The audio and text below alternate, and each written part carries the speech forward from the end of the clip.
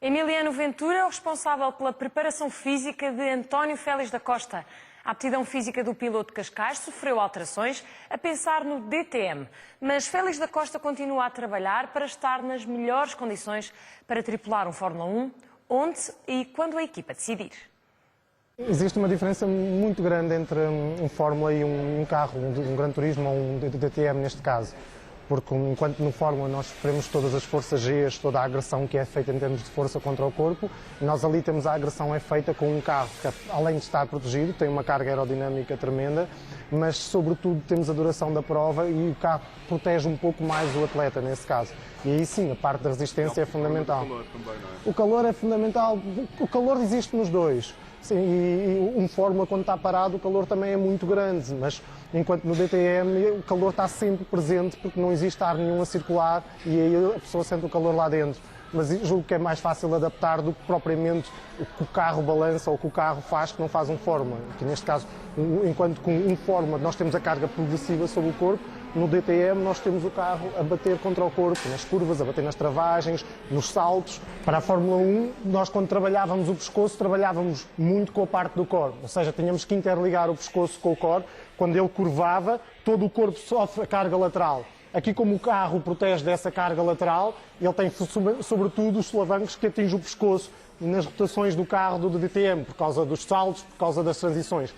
Como tem carga aerodinâmica na mesma, ele vai sentir a mesma o pescoço ainda a sofrer cargas. Não tem as forças G aplicadas sobre o corpo e não sente o corpo, não tem que compensar com o corpo todo. Normalmente na Fórmula 1 nós teríamos que fazer isto de pé, colocar as pernas ao mesmo tempo, colocar o tronco ao mesmo tempo, porque todo o corpo levaria à carga lateral. Neste caso apenas fazemos reforço, um pouco de reforço do pescoço e dos braços e da parte superior dos ombros, e esse trabalho é um bocadinho diferente. Enquanto que na Fórmula 1 ele vai muito mais deitado, ele praticamente não vê a frente do carro, e é quase irrelevante o trabalho que nós fazemos sobre o core. Aqui o trabalho das costas, o trabalho do lower back, é muito mais forte, ou seja, ele como está muito mais de pé, quando o carro bate ou quando o carro salta, as costas dobram. Então aí é que ele precisa do core no DTM, ele precisa para proteger muito mais dos impactos que o carro lhe dá do que propriamente das forças que atingem o carro. A travagem também vai ser bastante diferente. Ele num Fórmula trava com a perna toda, é capaz de aplicar a força lateral para travar, ele aqui trava apenas com a parte posterior da perna. Tudo no carro é mais violento.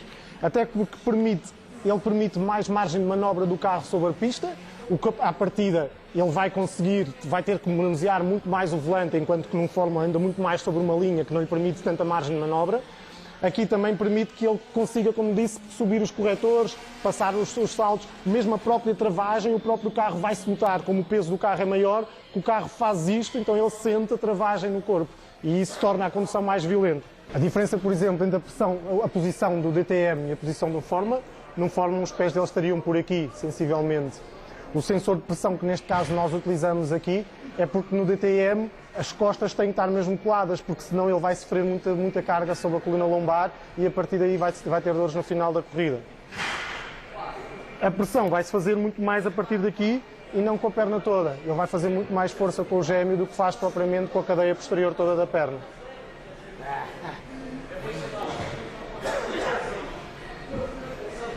O fundamental é perceberem que nós continuamos a treinar para a Fórmula 1 e isso é fundamental no nosso trabalho. Existem ligeiras adaptações, mas o fundamento é que o António é primeiro e terceiro piloto da Red Bull e depois um piloto da DTM e tem que estar pronto para entrar num carro de Fórmula 1 e fazer um grande prémio de Fórmula 1 a qualquer altura. Portanto, toda a parte que nós treinamos, toda a parte de resistência, toda a parte de pescoço, toda a parte de core, fazemos algumas adaptações para o DTM, mas tem que estar tudo sempre presente para que nós consigamos, ao fim e ao cabo, sentar num carro de Fórmula 1 e estar aptos para fazer um grande prémio. Ele é um piloto de Fórmula 1 e isso é fundamental. Depois temos que aproveitar todas as atividades e ao longo de toda a temporada, como este ano temos um calendário quase a dobrar entre os grandes prémios de Fórmula 1 e os grandes prémios de DTM, nós temos que aproveitar as atividades e o treino para ser mais divertido, para ser também apelativo para que ele consiga se manter a treinar, porque o cansaço vai estar lá, muitas viagens, a própria nutrição tem que estar muito cuidada e muito presente, porque senão vai ter muitos problemas, o próprio sistema imunitário para não descer. Nós aproveitamos tudo o que são atividades extras ou atividades lúdicas para juntarmos e colocarmos junto ao treino. Estaremos no próximo mês numa corrida da Wings for Life, da Red Bull, a apoiar uma causa, e vamos continuar a participar em mais alguns eventos em que conseguimos conciliar a parte da corrida e a parte do treino com a parte lúdica e a parte da preparação. Por hoje despeço.